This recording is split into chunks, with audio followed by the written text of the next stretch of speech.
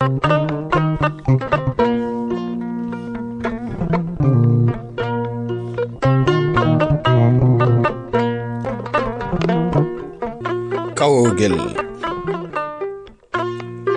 Kawgel ko daɗndu kono enɗam daɗndu.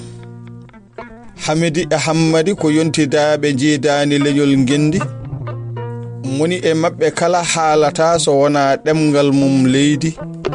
Allah waɗi hande haaju rendini julaaɓe. Kamɓe ɗiɗo kala ɓe gonani diiwe mabɓe nulaaɓe. Ɓe jaabti ko noddaango kananke mawɗo saare. Jiɗɗo yuɓɓinde kawgel daɗndu gila sangre haa hayre. Ɗo soɓtete tan ko waawɓe dogde e munje yolnde. Kattanɗo kala yo nooto feññino e faggorde jolnde.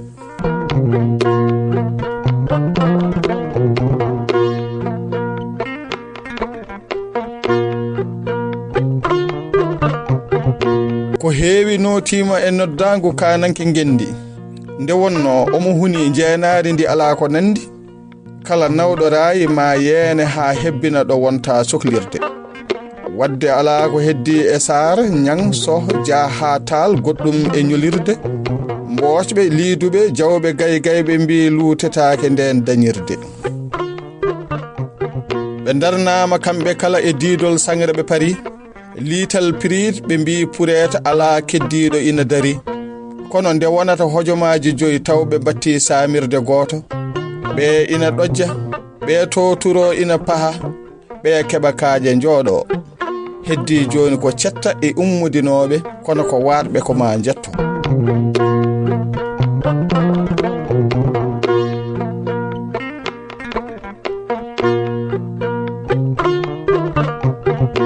Ɗum fof e waade noon Hamidi e Hammadi kam mbaluyi e ladde mum.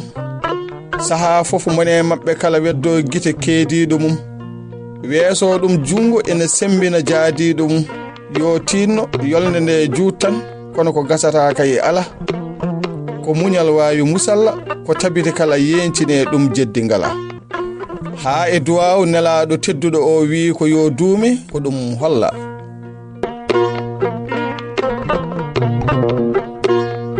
Ummiɓe sangre paandima wuro hayre. Tertungal mawni jamanu jaɓɓatoɓe nawɓe ɓayre.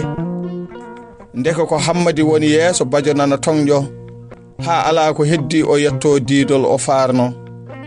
Ko ɗon ganginorde laamɗo ngendi maɓɓe fattirno. Ndeke Hammadi fayti mantode omo sikka o yettima. Watulaɓe kananke nani to padi kono kanko o dartima. Ha Hammadi nani dande ndeke ko Hamidi erotomo. On ene wiya e ɗemgal mum obodok wonko foti heddade. Gila wonɓe caggal ɓe ngarani tampere nde wonta heptinede. Fof dey o famani nde wonno Hamidi haalata so wona e ɗemgal mum. Hammadi nanata kañumne hay batte e gongal ngal wona ngal mum.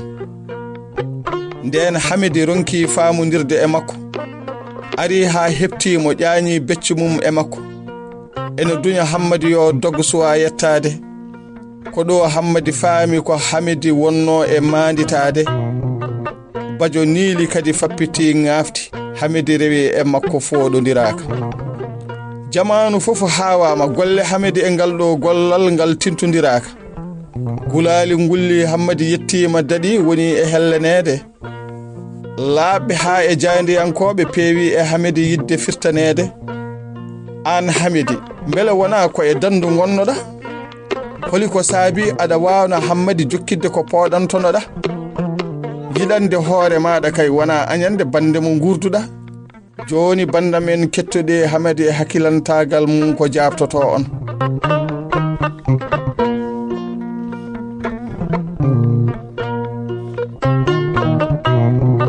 Kooli somi waɗino ko mbiɗon ko onon e koye mon no jiiratno ɗon. Ma on mbi mi folli lefol janangol e nangue hoore koko ceedi ɗon. Mbele bandiraɓam e ɓesgam ina jogori farnorade ɗum. Neɗɗo ko handi ko ɗum tan jeeya e kattanɗe mum. E nduɗo daɗndu kandumi yeenirede so woodi ko ɗiɗaɓa mum. Ndeke somi sohliri ko wona ɗum ko forlo e follo nguyka woɗɗade ɗum. heptude jananu so fandine ɓerdo lelata ko e sohlaaji mum gulaali kadi ngulli weltanade Hamidi e neddago mum laamɗo welti yeeni Hamidi ko ɓuri ko fodanno ɗimmo ko Hamidi ina wasoro ɓurani ɗum ko mayde dimo haɗani Hammadi nawɗora nana tawa ina jarfe ko tiɗɗo kono so wonano Hamidi ko neɗɗo jiɗɗo wurde ko neɗɗo nduɗo dandu rokkotano Hammadi ko bawɗo ɓe battinde ko mabɓodirde e teɓe pamodirta e ɗemɗe mabɓe Hammadi e Hamidi ina ɓirta gondi e tindam ɗam ɓe kolliti gendi mabɓe moni e mabɓe kala hunima ma jangu kala ɗemgal eɗe mabɓe beele famodirede ko heddi ko e gurdam mabɓe ndeke kawgel ko dandu kono enɗam dandu ndeke kawgel ko dandu haɗata neɗɗo wonde neɗɗo Doro Gueye Boobo Loonde Nouakchott ñande 3 lewru juin hitande 2024